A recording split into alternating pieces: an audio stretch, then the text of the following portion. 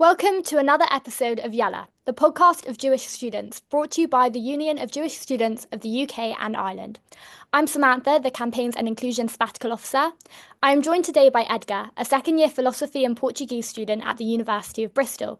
Edgar was the former JSOC president at Bristol, alongside being a recent graduate of the UJS Leadership Fellowship Programme. Welcome to Yalla, Edgar. Thank you, Sam. Thank you for having me today. And I have the pleasure of introducing our guest, Adam Rose, who is a partner at Mishcon Durea with over 30 years of experience. He's deeply committed to humanitarian causes, having served as chair of trustees for Highest J Corps, which supports refugees and asylum seekers.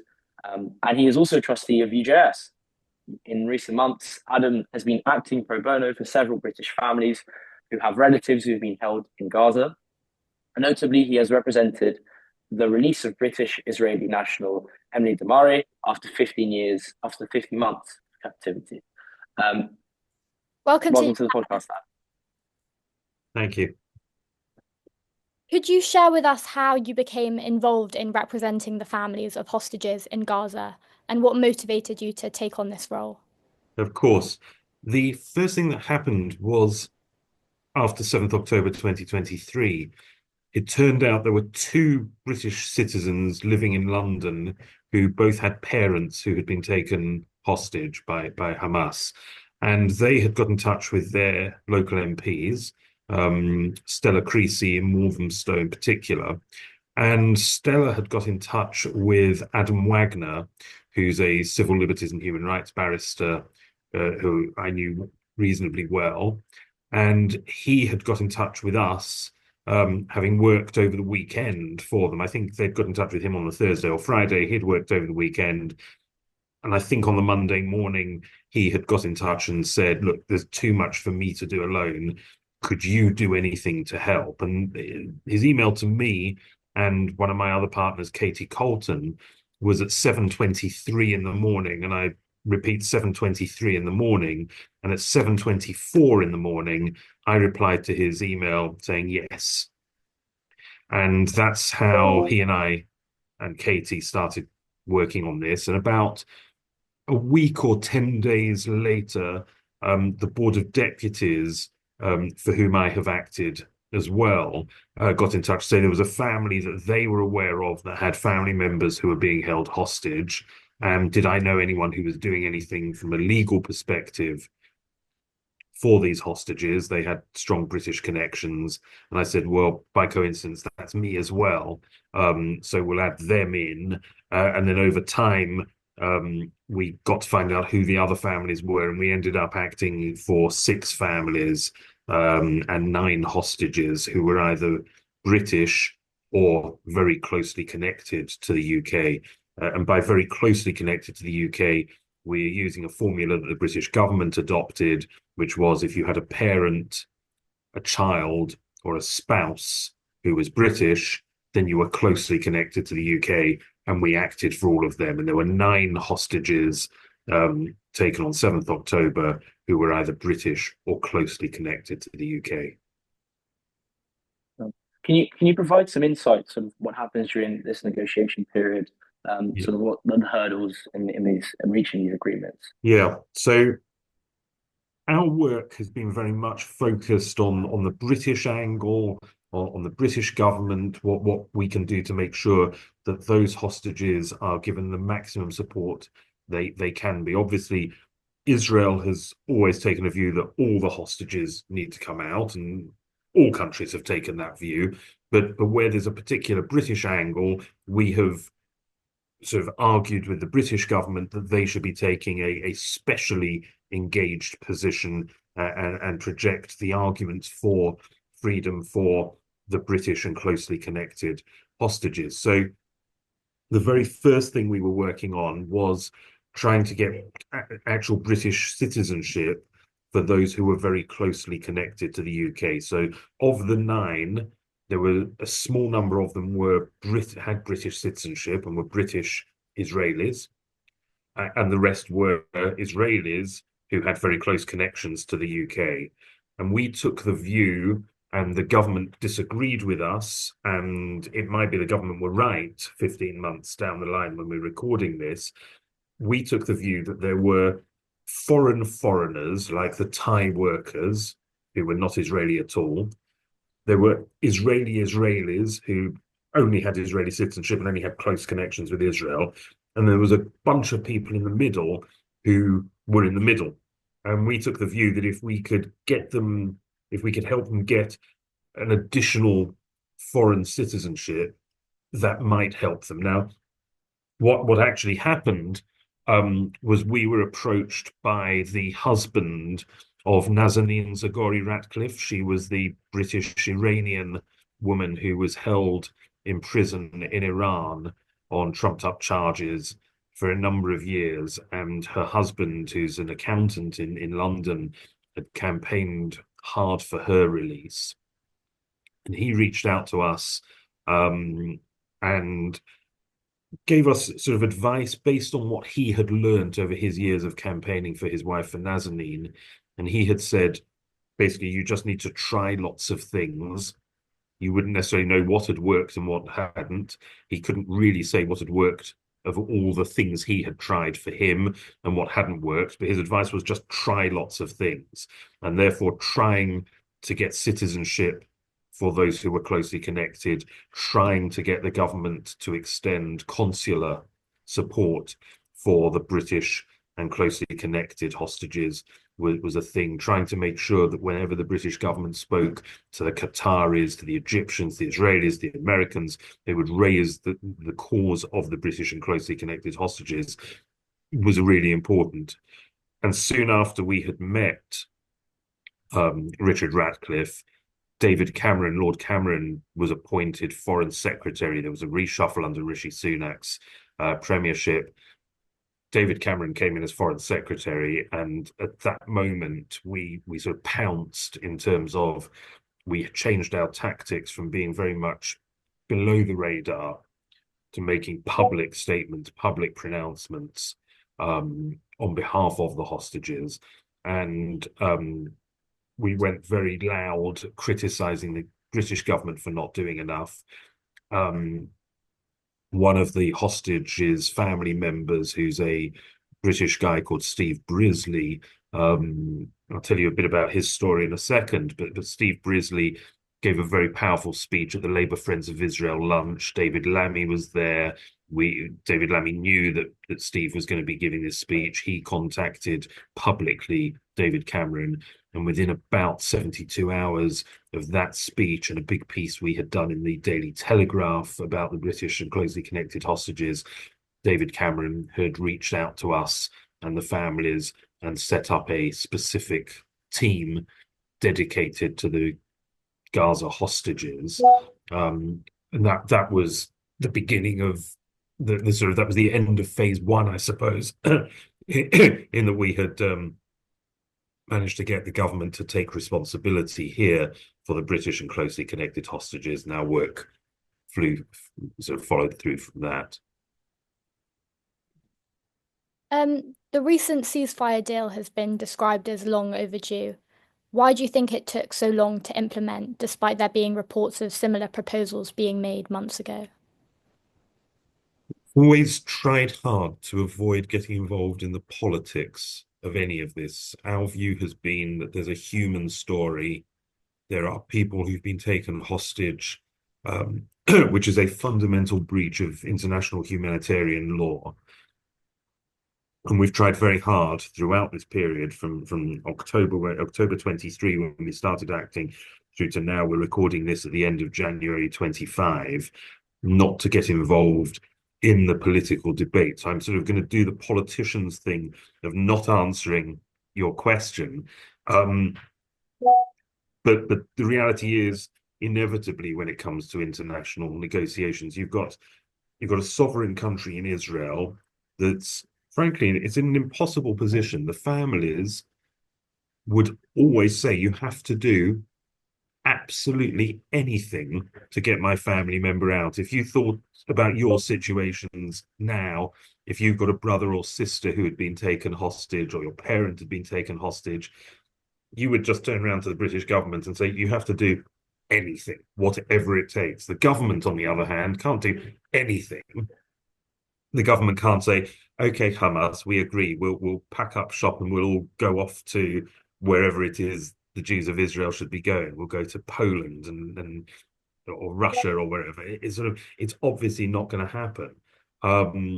So that tension is huge. So you've got that pressure on Israel as a democratic sovereign state. And then you've got Hamas, who are taking their own view of things. They're making calculations as to, do we agree this? Can we continue fighting? What's Iran's view? What's Hezbollah going to do? So it's deeply, deeply upsetting, distressingly upsetting that the deal that was agreed in January 25 and has led, at the date of recording, to 7 hostages being freed. And at the date of recording, we're expecting another 6 hostages to be freed this week. That deal is, in many regards, essentially a deal that was on the table 10 months earlier. But we are where we are, and sort of we try not to look back. We've always tried to look forward, and we've tried to just look forward from a very much personal, private, human perspective.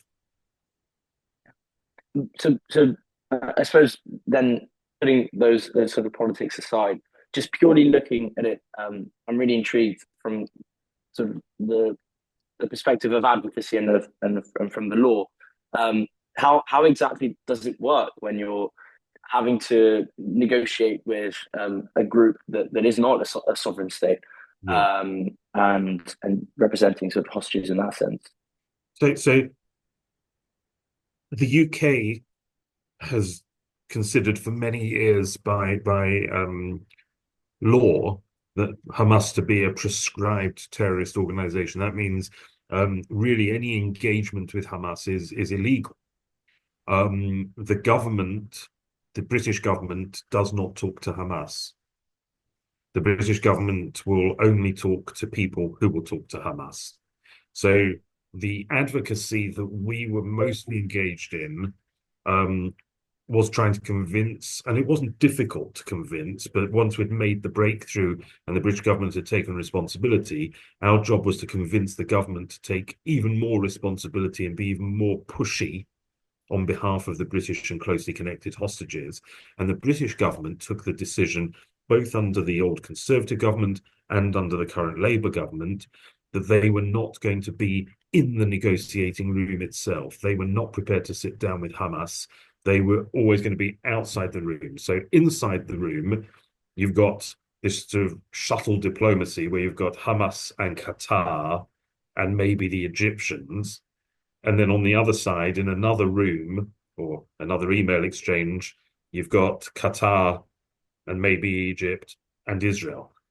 And then you've got America shouting at everyone. You've got America shouting at Israel and at Qatar and Egypt to sort this out, both under Biden and under Trump, to sort this out. You've got the Iranians, maybe the Russians, whispering to Hamas, don't agree anything. Keep going, we're with you, lads. And our job has been very much to make sure the British are pushing the cause of the British and closely connected hostages. We've also met with senior American diplomats and civil servants to make sure the Americans were aware that this is the story, what's going on, because you'd imagine America might put Americans first, but you'd hope they'd put British closely up there. We've managed to get meetings for the families with senior Qatari negotiators, with senior Qatari government officials. And all the while, of course, these families are being supported by the Israeli authorities, by the Hostage Family Forum. They're being supported by the Foreign Office here. But it's all part of a general sort of momentum to try and push to make sure that the hostages are top of the agenda, because there is absolutely no question that taking hostages is illegal. There might be all sorts of legal arguments as to anything else that I'm not going to get involved in discussing around the rights and wrongs of whatever, but taking hostages is illegal. And no one there's been no argument to say it's okay. Even Hamas, when it sort of pretends that it's taken soldiers and it releases them dressed up in pretend soldier kit, these were young people taken from their beds in their pajamas, age 19, sort of younger than most UJS members. In that context, most UJS members, 18, 19, 20, 21. These were 19-year-olds, 18-year-olds when they were taken, so younger than most UJS members. And there is no way you can defend that. It's yeah. There you go. So I was just going to say it's such an emotionally charged sort of Yeah, ordeal and situation. It's yeah, just it's it's not sort of your regular business law sort of case. correct. So I'm just I'm just sort of intrigued to hear how you sort of deal with both that emotional factor for Yeah, yourself and for your team, and then also dealing with the families that are involved in this. Because, like you mentioned, yeah. the only thing they want is to see their kids. It's really hard. And there are times when I'm sort of talking like this, and I can talk very matter of factly about it because I've repeated the names of the hostages so often. And then every now and again, I just sort of crack and I realize I'm crying. And yeah, it's very different because my day job as a commercial lawyer, I deal with data protection and technology contracts and commercial contracts. They're not very emotional. This is so fundamentally different. Nothing can prepare you for it. I got involved because I got involved. It's not as if there are hundreds of lawyers sitting around thinking, I'm a hostages lawyer.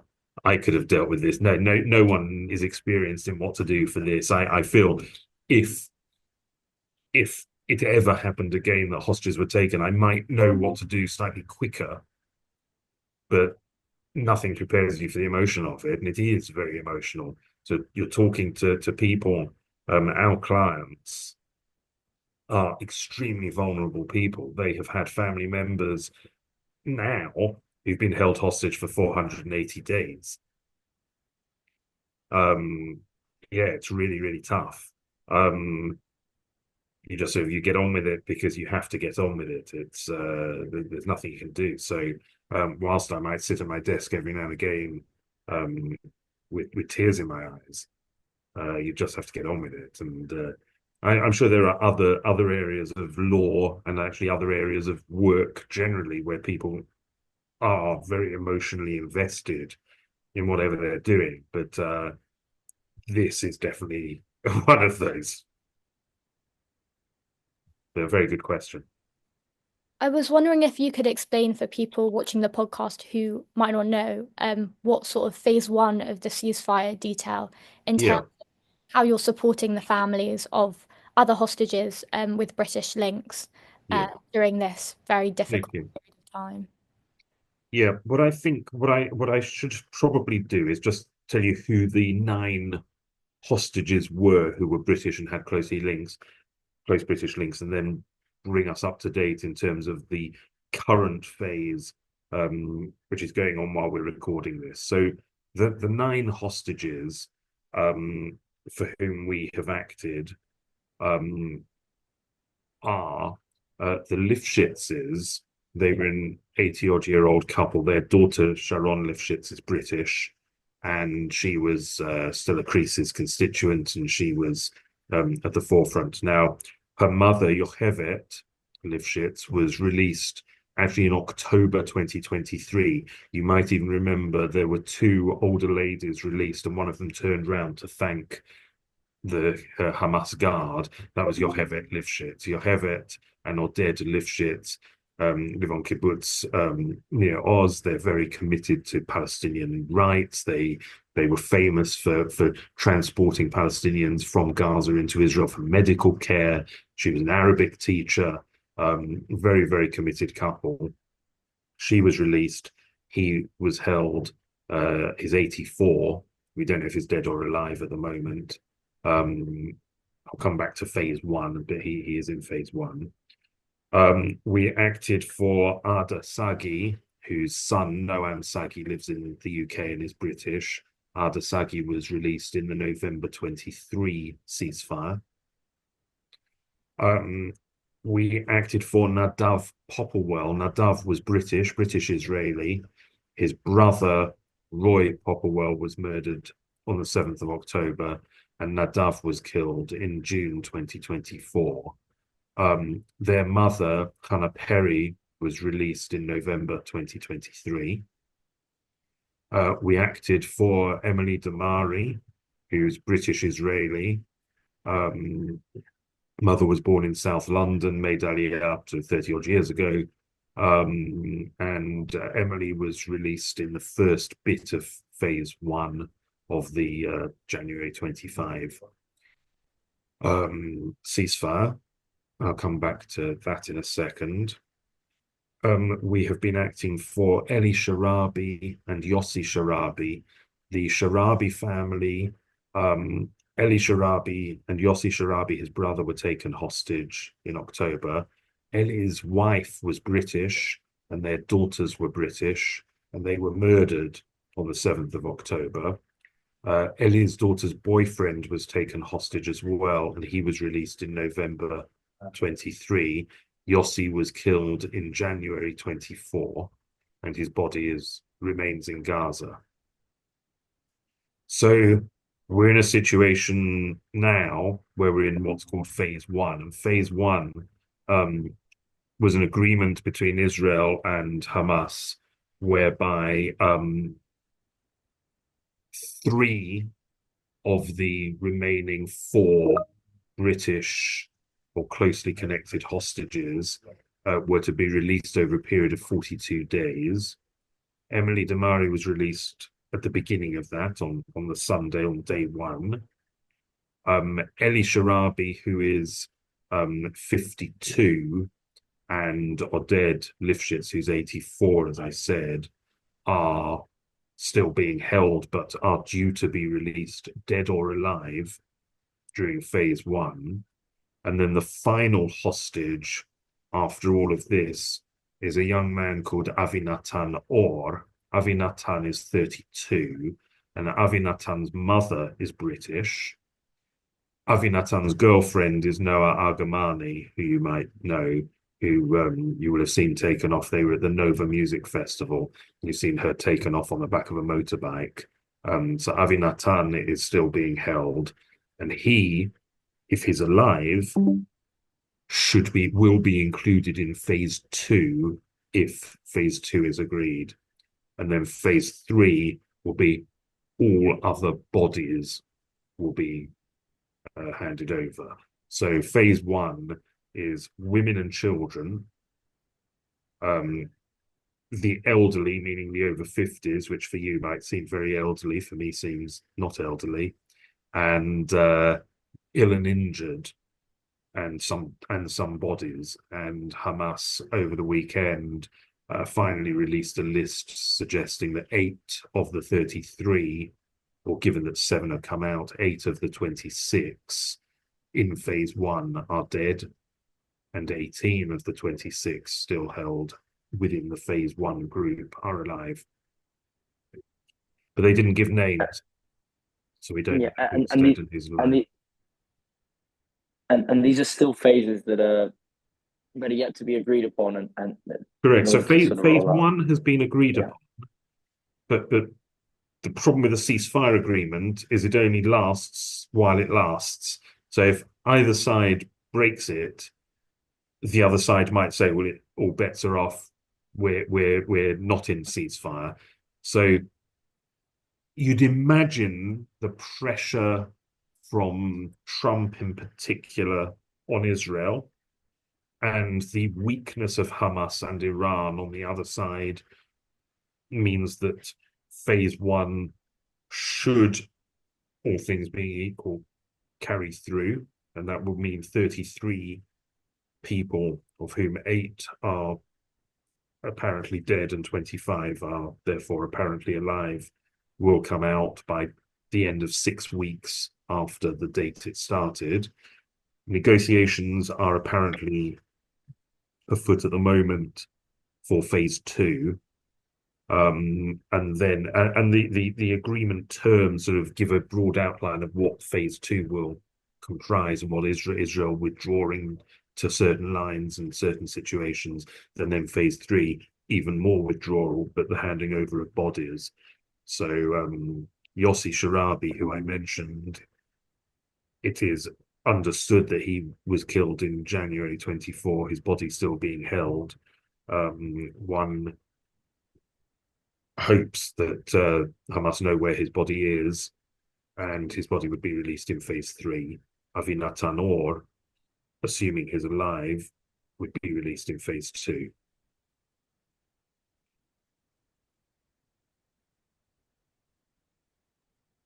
What role can students on the ground at universities play in raising awareness about the hostage situation and supporting the affected families? So I think the main thing students can do is make sure that they know roughly what's going on, that they find out who these hostages are.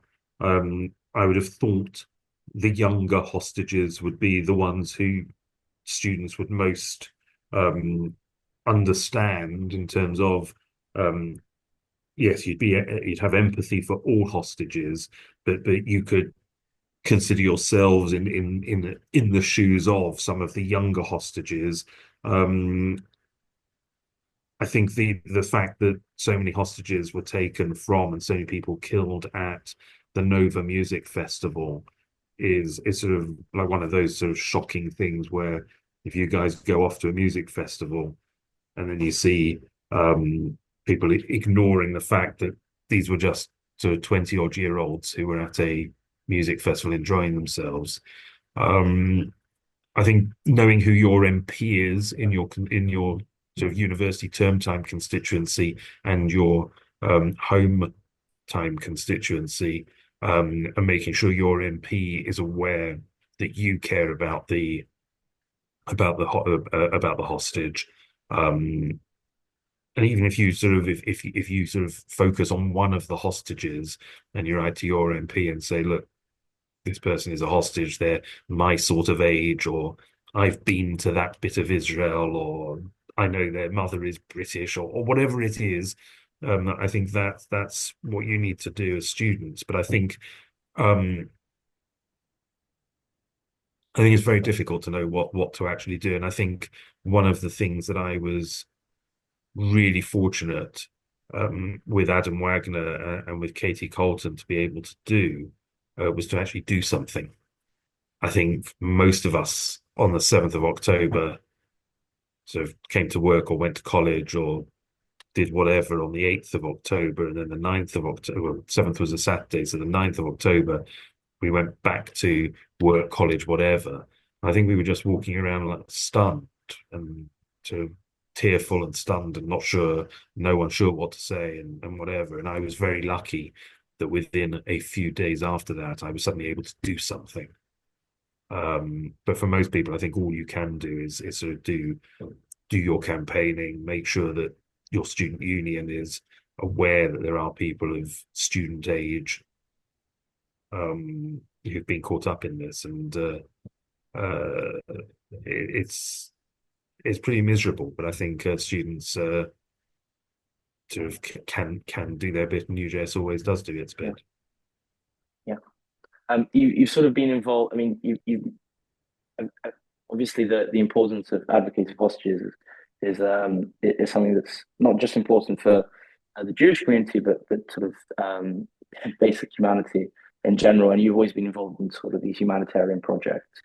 I guess the question is why and what drives you specifically do things like ISJ Corps and sort of asylum seekers and these sorts of things. So if I go back a long time, thousands of years ago, I worked for UJS. I was a sabbatical officer for UJS in 1988. So in 1988, probably when your grandparents were students or something horrible. So I worked for UJS then. I had been involved as a student in the campaign for Soviet Jewry. This was a campaign where Jewish people were trying to leave the Soviet Union. They were refused permission. They were known as refuseniks. And I did quite a lot of campaigning for Soviet Jews to be allowed to leave the Soviet Union, so Russia, wherever, Ukraine, Belarus. In those days, to go to Israel, other countries weren't really that welcoming anyway. You'd apply for a visa, you'd be rejected from a visa, but you'd lose your job and everything. So because you were sort of dangerous to society by wanting to leave the Soviet Union. And I was heavily involved in the Soviet Jewry campaign. And after working for UJS as a sabbatical for a year, I got more involved in an organization called the Student and Academic Campaign for Soviet Jewry, SAXJ, and I became the chair of that while I was, a trainee solicitor. And then in 1990, when the wall came down, the Berlin Wall came down and sort of the Iron Curtain fell, and suddenly the Jews could leave the Soviet Union freely. We eventually we did two things. We sent one of our people off to Kiev to in fact no, to St. Petersburg to run a Jewish youth center there. And then the next year we employed a local guy from Ukraine to set up a Jewish youth center in Kiev. And then after another year or so, we closed the charity down because it had met its aim of helping Jews leave the Soviet Union if they wanted to. So I've been involved since sort of probably 18 or 19 years old in that sort of work and that sort of campaigning work. And then I've been involved in various charities along the way, but most particularly from a sort of humanitarian perspective, J-Corps, which I sort of then merged with the American organization HIAS and created HIAS J-Corps, and I stood down as chair of that. But in parallel to that, I became a trustee of UJS. And because in my mind, although looking at me, you might think, how could I have that in my mind? I think I'm a 23-year-old and I think I'm still a student. In terms of the rising anti-Semitism that's sort of being faced across the UK, but especially on campus, alongside the global political shifts occurring across the world, how do you see that impacting advocacy for the Jewish hostages and the broader Jewish community? I think there is an increase in anti-Semitism. I don't think that's really, I don't think one can dispute that in good faith. I think there is an increase in anti-Semitism. I think somehow some of those who are, I'd say, at the anti-Semitic end of anti-Zionism. I don't know if there is a continuum between non-anti-Semitic anti-Zionists through to anti-Semitic anti-Zionists, but I think some of those people who are strongly opposed to Israel and everything Israel does, nonetheless can see that taking hostages is a wrong. But generally, I think there is a sort of a confusion in some areas, in some groups, around that issue, and therefore the support for hostages. And one of the things we have always been trying to do is what senior politicians have often done is they've got this sort of holy trinity of we need ceasefire, humanitarian aid, and free the hostages. And we have always been very clear to tried very hard to make it clear that it's free the hostages is one thing, because that's a fundamental breach of international humanitarian law. And yes, that will lead to ceasefire and humanitarian aid. It's not the other way around. It's not if Israel says we will unilaterally agree to a ceasefire and we will pump in loads of humanitarian aid, you who took the hostages illegally will free them. It doesn't work like that. It might be that ceasefire is a necessary practical precondition for the hostages to come out, because it might be too dangerous to get them out if there isn't a ceasefire. But the fundamental has been very clearly get the hostages out. So anti-Semitism then sort of rears its head because you've got people who are just, as you see on the marches on Saturdays in central London, who are just so vitriolically anti-Israel and verging on and often passing the line of anti-Semitism. I think Dave Rich did a post this weekend pointing out that the slogans on the banners when the four young Israeli soldiers came out, the banner behind them had language about, I can't remember what it said, Zionist Nazis or something, which are identical to the banners you see in these marches in central London and available in all other cities around the UK. And that's a problem, because if people can't see that taking hostages is an absolute wrong and the country is entitled to defend itself when it's attacked the way Israel was, it's very hard to then get a sort of a mass movement in favor of freeing the hostages. Fortunately, the grown-up politicians have seen it and have recognized that this is an issue and have given support. Whether they have done absolutely everything or not, I can't really say, because it's impossible to see behind certain doors. But David Lammy last weekend talked about leaving no stone unturned. I don't know exactly what that means. I don't know what stones there are to turn or unturn. But you sense the grown-up politicians are trying. It definitely feels like we're in the sort of back end of what was a pretty difficult year for Jewish students. Yeah. Do you think that sort of Jewish students will have to find themselves in the same position again sometime down the line, or this issue is almost put to bed? I fear that Jewish students will always, if not always, for a long time, find themselves in this situation. What's remarkable is how resilient Jewish students are, how strong UJS is, how much JSOCs actually do on every campus, whether it's a JSOC with 3 members or a JSOC with 500 members. The amount of activities, when I sit at UJS board meetings and we get reports from either the president of UJS, or we get JSOC presidents coming in and giving presentations about what they're doing at big, small and medium-sized JSOCs, it's always remarkable. And it's something that Jewish students, for generation after generation of Jewish students, are rightly very proud of what you have achieved in your generation. I'm very proud of what my lot achieved in our generation and all the way in between. And I'm absolutely confident that every year another group of students turn up and you sort of think, wow, where did they come from? I wasn't expecting them to be so impressive. But every year there's an impressive bunch of Jewish students turn up who drive incredibly positive activity on campus. And I wouldn't want people listening to this podcast, if this makes the cut, thinking it's all a disaster, it's all a drama, can't let my little Johnny go off to wherever university because it's a disaster. No, it's amazing what Jewish students do on campus. And yet in the background there is this, I cannot believe there's still anti-Semitism going on.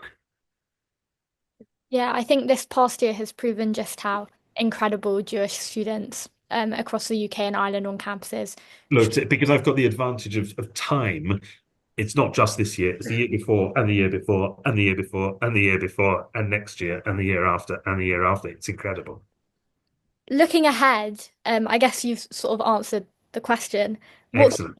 What gives you hope in the face of all the challenges you've encountered, and what is one ask for UK Jewish students? What is your one ask for UK Jewish students, whether that's work with the hostage families, addressing anti-Semitism, or within sort of the broader legal framework of your career?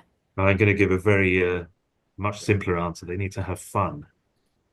They need to not worry. They need to do all that because it's all good and it's good for them to do. But they really need to have fun. You're a student for 3 years.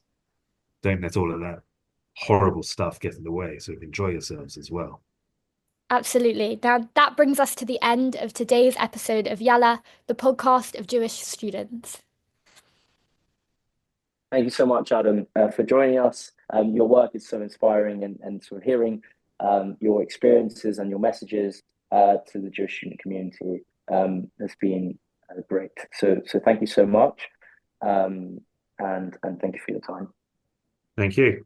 You can follow UJS on all the socials and UJS UK for updates on future episodes, events, and opportunities. If anything in this podcast or events on campus have been triggering, don't forget that UJS's 24/7 dedicated welfare support line is open. You can call us on 0207 424 3281 to speak to one of our experienced staff members. Don't forget to tune in to the next episode of Yalla. The podcast is Jewish students, but for now, that's goodbye from me. And goodbye from me. We'll see you on campus soon. Bye.